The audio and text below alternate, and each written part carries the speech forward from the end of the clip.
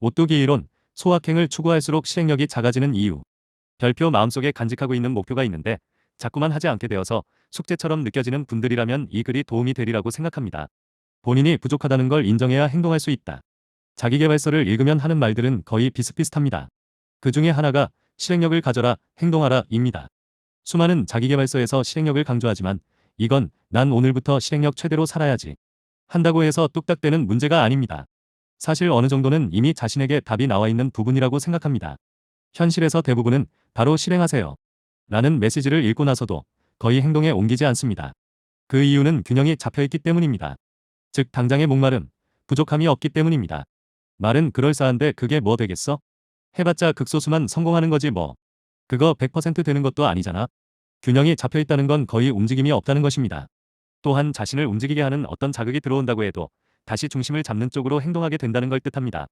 이를 상징하는 물체로 오뚜기를 상상해 볼 수 있습니다. 오뚜기 이론, 소확행을 추구할수록 실행력이 작아지는 이유. 이렇게 균형이 잡힌 부류는 자기계발서에서 말하는 이득을 대할 때 그런 게 이왕이면 있으면 좋지 하는 선에서 그칩니다. 그런 게 없거나 갖지 못한다고 해서 딱히 불편하거나 그게 없으면 못 살겠다 수준의 강렬한 결핍을 느끼지 않습니다. 따라서 결국 방법론에 대한 지식을 습득하기는 하지만 행동에 옮기지 않습니다. 이것은 자신의 부족함을 진정으로 인정하지 않은 것입니다. 부족한 게 있는데 그냥 살지 뭐라고 할 수 있다는 건 견딜만 한다는 것입니다. 그건 부족한 게 아니라 충분한 것에 가깝습니다. 이 부류의 생존 전략은 자신의 세계를 크게 흔들지 않는 선에서 그래서 비록 좁아진 활동 영역에서라도 작은 행복을 찾는 것입니다. 소확행을 추구합니다. 곧바로 실행에 옮기는 부류의 특징. 반면 책을 읽고 바로 움직이는 사람은 내면에 어떠한 불균형을 지닌 사람이라고 할 수 있습니다. 균형이 잡혀있지 않기 때문에 작은 자극에도 산사태가 쏟아지듯이 맹렬하게 움직이게 되는 부류입니다. 돈을 벌고 싶은 마음이 간절해서, 이대로는 도저히 안 되겠다고 생각해서, 가난이 지긋지긋해서 이런 생각을 품고 있다면 내면의 불균형을 지니고 있다고 할 수 있습니다. 이런 되뇌임을 더 많이 하고 감정의 세기가 강렬할수록 강한 갈증을 갖고 있는 것입니다. 그리고 이들은 공교롭게도 인생책으로 꼽을 만한 자기계발서를 만납니다. 이 타이밍은 우연이 아닙니다. 이렇게만 하면 된다. 이것 단 하나만 해라. 하는 심플하고 직관적인 메시지를 만나면 즉시 행동에 옮기게 됩니다. 이들은 자기계발서를 다 읽지도 않고 책을 덮고 일어섭니다.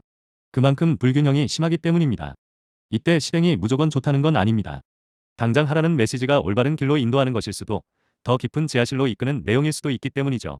이에 대해서는 이후에 자세히 다뤄보겠습니다. 실행력을 좌우하는 것. 다시 본론으로 돌아와서 실행력의 핵심은 불균형입니다. 그리고 이는 본인이 어떻게 느끼는지에 따라 달라지는 주관적인 영역에 가깝습니다. 월세를 살면서 방값, 식비, 교통비, 통신비만 내고 나면 거의 수중에 남는 돈이 없어도 그 안에서 소소한 행복을 찾으며 살아간다면 이는 부족함이 없고 균형 잡힌 삶입니다. 아무런 재산도 소유하지 않고 절에 들어가 수련을 한다면 이 또한 균형 잡힌 인생입니다. 그러나 자기 소유의 집이 있고 남부러워하는 대기업에 다니며 벤츠를 타고 다니는 사람이라도 슈퍼카를 타고 다니는 사람을 보면 볼 때 부러운 마음이 든다면, 동기 중 누군가가 큰 돈을 벌었다고 할 때 질투심이 든다면 이는 불균형이 존재한다는 것입니다. 하고 싶은 말은 물질적인 재산의 규모는 균형과 아무런 상관이 없다는 것입니다. 그보다는 자신이 특정 측면의 갈증을 느끼는 사람이라는 걸 인정하는 태도. 가 균형을 좌우하며 곧 실행력에 영향을 미친다는 겁니다. 권력적인 결핍. 내가 하는 말에 모두가 동의할 수밖에 없는 강력한 논리를 펼치고 싶다. 사회적인 결핍. 누구나 날 찾았으면 좋겠다. 친구들이 부러워하는 사람이 되고 싶다. 이런 솔직한 인정에는 아래와 같이 핑계를 대지 않는 것도 포함됩니다. 솔직히 처음부터 돈 버는 공부를 하고 루트를 제대로 밟았어야 했는데 어중간하게 간만 보다가 너무 늦은 것 같아. 지금이라도 시작하기엔 늦은 것 같은데. 어떤 이유로든 지금 당장 시행하지 않는다는 건 참고 견디면서 살만하다는 것입니다. 주변에 성공하는 사람들을 보면 질투를 느끼고 배가 아프긴 하지만 그래도 내 목숨이 걸린 문제만큼 무겁게 느끼진 않는다는 겁니다. 진정한 인정. 진정한 인정은 실행으로 이어질 수밖에 없습니다. 돈을 더 벌고 싶은 욕망을 인정하는 건 물질적인 결핍을 인정하는 것이고, 지금 너무 늦었다고 인정하는 건 자신에게 시간적인 결핍을 인정하는 것입니다. 그 외에도 성적인 결핍, 물질적인 결핍, 성적인 결핍, 정서적인 결핍 등등 본인에게 채워지지 않은 어떤 면이 존재한다는 것을 인정하고 변명하지 않아야 결국 자신이 완전하지 않고 부족하다는 걸 인정해야만이 비로소 행동에 옮길 수 있는 조건이 완성됩니다. 그런데 글을 여기까지 읽고 자책감을 느끼는 분도 계실 수 있습니다. 뭐지? 나는 소확행을 추구하는데 혹시 내가 욕망을 억누르고 숨기고 있는 건가? 꽤 높은 확률로 말씀드릴 수 있습니다. 위처럼 생각하셨다면 정말 자신의 행복에 대한 기준이 소소하고 소박해서일 가능성이 높습니다. 자책하지 않으셔도 됩니다. 그러나 소확행을 추구하는 스타일이면서 무슨 헛소리를 이렇게 길게 써놨어? 하는 반발 심리가 올라오는 분이라면 진지하게 자신의 내면을 돌아보는 시간을 가지셨으면 합니다. 유감스럽게도 아마 그런 분이라면 이 글을 여기까지 읽지도 않으셨겠지만요. 위에서 이러한 인정은 주관적인 영역에 가깝다고 했는데요. 이는 독서, 글쓰기와 같은 행위를 통해 자신의 판단을 바꿈으로써 인정하는 사람으로 거듭날 수 있는 가능성을 암시합니다. 이 글에서 균형이라는 단어를 꽤 자주 반복해서 썼습니다. 그런데 김림빅을 아시는 분들은 림빅 검사를 받아보셨을 것입니다.